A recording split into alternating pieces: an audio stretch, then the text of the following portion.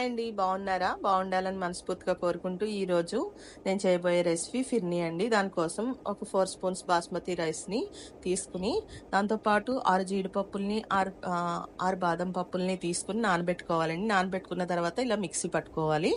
పట్టుకున్న తర్వాత ఒక 1 లీటర్ పాలని మరిగించుకోవాలి. మరిగిన పాలలోకి మనం మిక్సీ పట్టుకున్నటువంటి ఆ మిశ్రమాన్ని దాంట్లోకి వేసి బాగా కలుపుకుంటూ ఉండాలండి. కలపకపోతే ఉండలు కట్టేస్తుంది. తర్వాత కస్టర్డ్ పౌడర్ని ఒక 1 స్పూన్ తీసుకుని దాంట్లోకి మనం పాలు మిక్స్ చేసి అది కూడా మనం ఆ పాలలో వేసి బాగా కలిపెట్టాలండి. అది కలుపుతూనే ఉండాలి.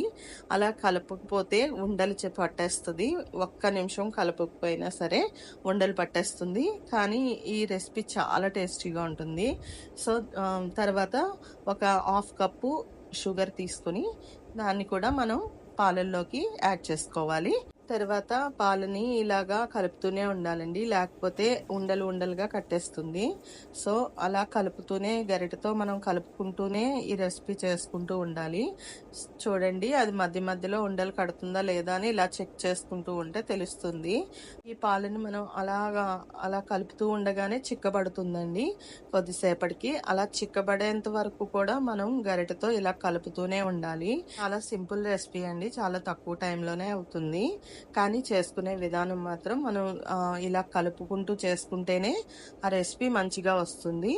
సో ఇదంతా చూడండి, నేను కలుపుతూ ఉండగానే అక్కడ దాంట్లోకి చిక్కబడిపోయింది. తర్వాత నేను ఒక 1/2 స్పూన్ వరకు కూడా ఇలాచీ పౌడర్ యాడ్ చేసుకున్నాను. సమ్మర్లో అందరికీ కూడా కొంచెం కూల్గా ఉన్నటువంటి డెజర్ట్సే ఇష్టపడతామండి. సో అందుకే ఇలాంటి డెజర్ట్ అయితే పిల్లలతో పాటు అందరూ కూడా ఇష్టపడేటువంటి డిజర్ట్ అది. సో అందరూ ఇష్టపడతారు కాబట్టి ఈ డిజర్ట్ చేసి పెడితే బాగుంటుంది.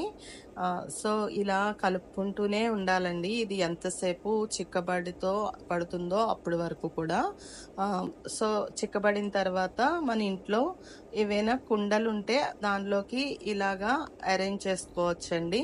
అంటే స్టీల్ బౌల్స్లో కూడా మనం తీసుకుని దాన్ని ఫ్రిడ్జ్లోకి పెట్టుకోవచ్చండి. ఆ ఫ్రిడ్జ్లో పెట్టే ముందు పైన ఇలాగా పిస్తా పప్పుతోటి గులాబీ రేకలతోటి గార్నిష్ చేసుకుని దాన్ని మనం అరేంజ్ చేసుకున్నట్లయితే చాలా టేస్టీగా ఉంటుంది. సో ఒక 2 అవర్స్ వరకు కూడా ఫ్రిడ్జ్లో పెట్టుకోవాలండి. ఫ్రిడ్జ్లో పెట్టి తీసిన తర్వాత మనం టేస్ట్ చేయొచ్చు. ఇది ఫ్రిడ్జ్లోంచి తీసిన తర్వాత టేస్ట్ చేయాలండి. సో నాకైతే అన్నీ పర్ఫెక్ట్గా సరిపోయినాయి అన్నమాట. చాలా చాలా టేస్ట్గా ఉంది. సో పిల్లలు అయితే చాలా చాలా బాగా ఇష్టపడతారండి.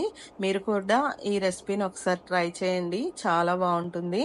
సో మరిన్ని వీడియోస్ కోసం, యూట్యూబ్ వీడియోస్ కోసం, నెక్స్ట్ వ్లాగ్స్ కోసం నా మనీ వ్లాగ్స్ ఛానల్ని సబ్స్క్రైబ్ చేయడం మర్చిపోద్దండి. లైక్ చేయండి, షేర్ చేయండి. Please subscribe money vlogs. Keep supporting me.